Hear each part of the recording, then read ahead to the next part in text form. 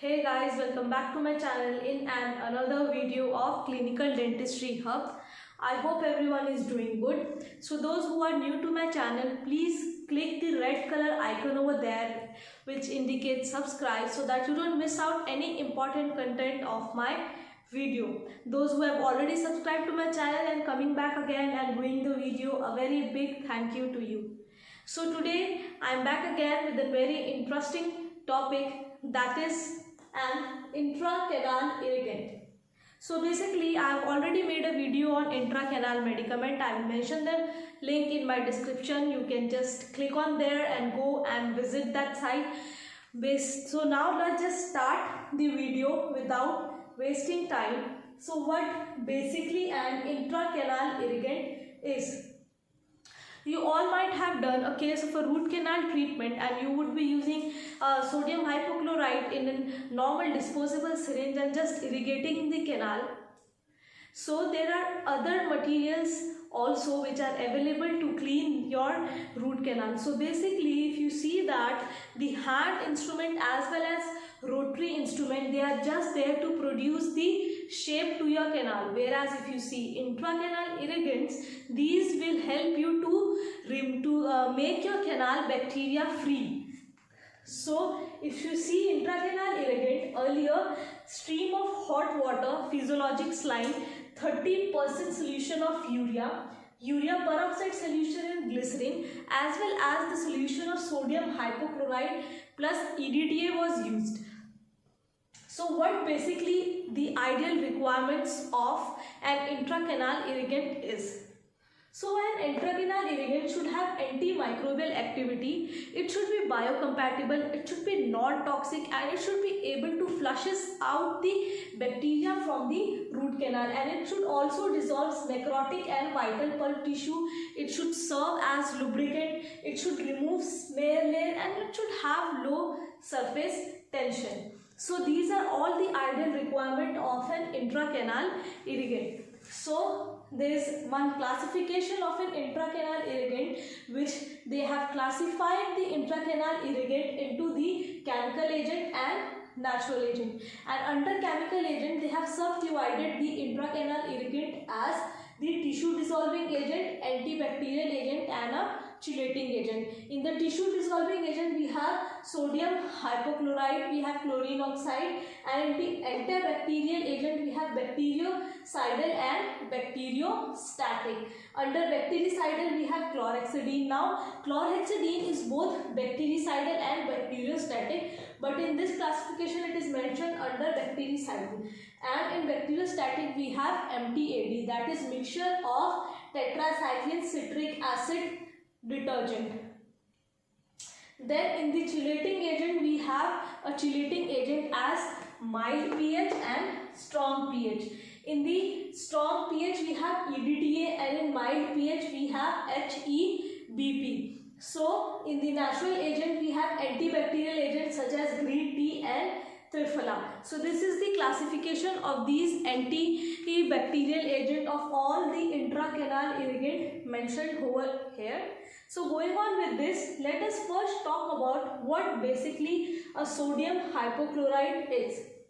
So a sodium hypochlorite with the formula NaOCl, it's a reducing agent, it's a clear straw colored fluid, and it is most widely used intracanal irrigant. So how does this sodium hypochlorite act in the root canals to disinfect it? So this sodium hypochlorite, it ionizes into hypochlorous acid and hypochlorite ion. This both hypochlorous and hypochlorite ion, both of them has antimicrobial activity. So if you see sodium hypochlorite, it basically functions in two ways. First of all, it damages the cell wall of the bacteria, and this sodium hypochlorite has the ability to penetrate the cell wall and binds to the protoplasm of the bacteria and causes the coagulation of the bacterial cell wall. So talking about the properties of sodium hypochlorite, let's just first talk about at what concentration this sodium hypochlorite is used. As sodium hypochlorite has the ability to dissolve the tissue, to remove the smear layer, but it does not remove the inorganic layer of the smear layer. So there are published data which says that 0.5 to 5.2% concentration of sodium hypochlorite should be used as an intracanal irrigant. Plus, the most effective concentration for this sodium hypochlorite is 5.2%. The most commonly employed concentration which you will see people using in their clinic is 2.5%, whereas according to the Thorbin Azad who gave MTA, he said that ideal concentration to be used for sodium hypochlorite is 1.3, but basically in the clinic people are using 2.5% concentration, whereas if you have to achieve the effective concentration, if you see that your root canal is quite narrow, in that case better is to go with the concentration of 5.2%.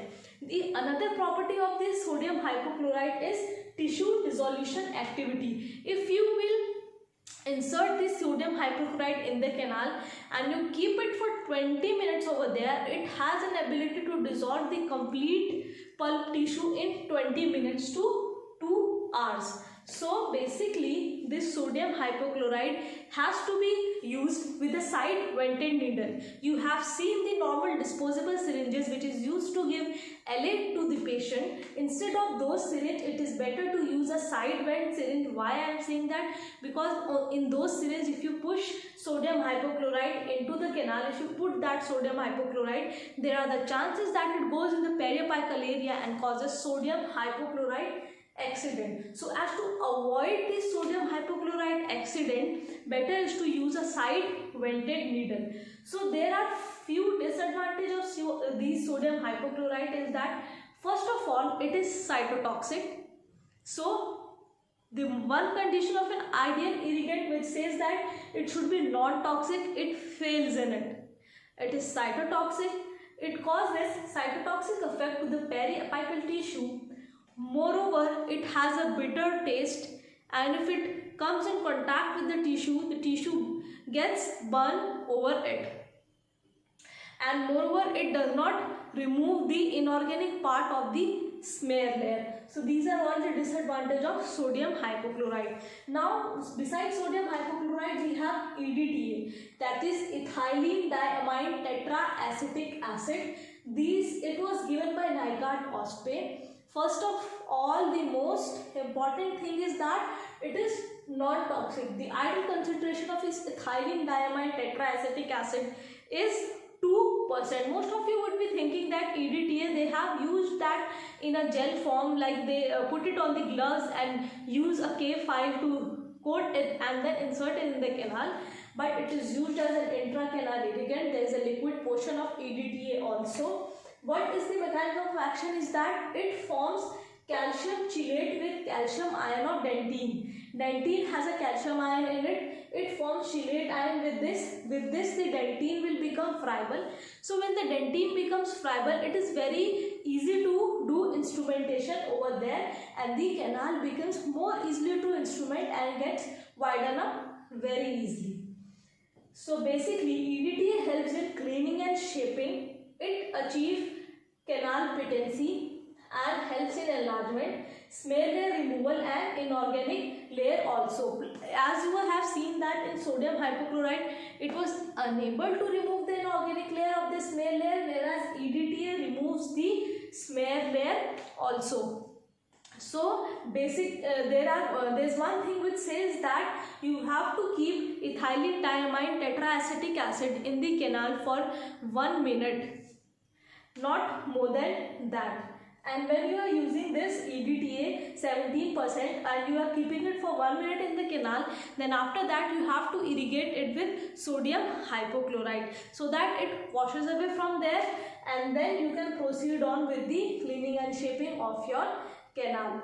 Next we have chlorhexidine. Chlorhexidine, basically it is a cationic bis biguanide and it is very less toxic. Mechanism of action is that it has broad spectrum antibacterial activity, it has bacteriostatic and bactericidal, That means it can cause coagulation of the cytoplasmic membrane of the bacteria.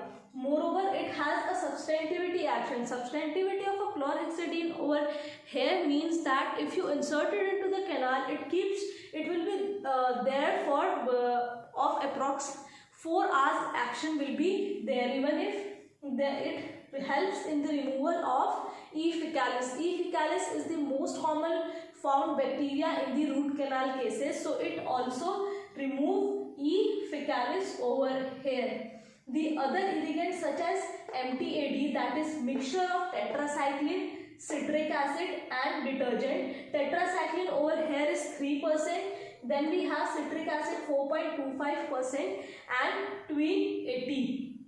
There are other natural agents which are used also, that is green tea, we have Triphala, we have HEPB over here and chlorine oxide over here also. Plus there are things which says that when you are using an intracanal irrigant, there are various ways to use it. First is the mechanical and second is through the machinery method. Mechanical you can do with the brush.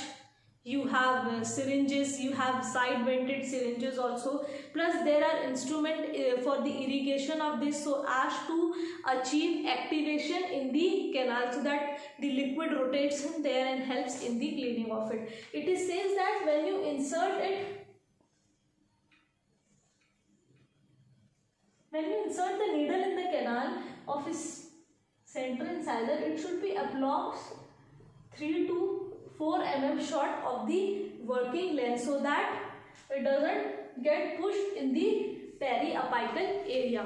This chlorhexidine is that it does not remove the smear layer, plus it does not have a tissue dissolution activity of a hair. It is said that never to use the sodium hypochlorite with chlorhexidine as it causes precipitation reaction also, and chlorhexidine is not to be used in the regenerative endodontic cases. So various irrigation system, I have told you that endovac system plus normal needles are there over. So this was all about intracanal irrigant. If you have any problem, you can just put it down in the comment section. I haven't gone in detail for these material because these are the commonly employed material and you will be asked question from these only. So this was all about intracanal irrigant. If you have any problem, you can just comment in the video section, and also you can message me on the Instagram. And if you just like this video, please like, share, and yes, of course, don't forget to subscribe, and there's bell icon over there. Please press the bell icon so that you don't miss out any important video of my channel. So I'm signing it off. Bye bye, take care.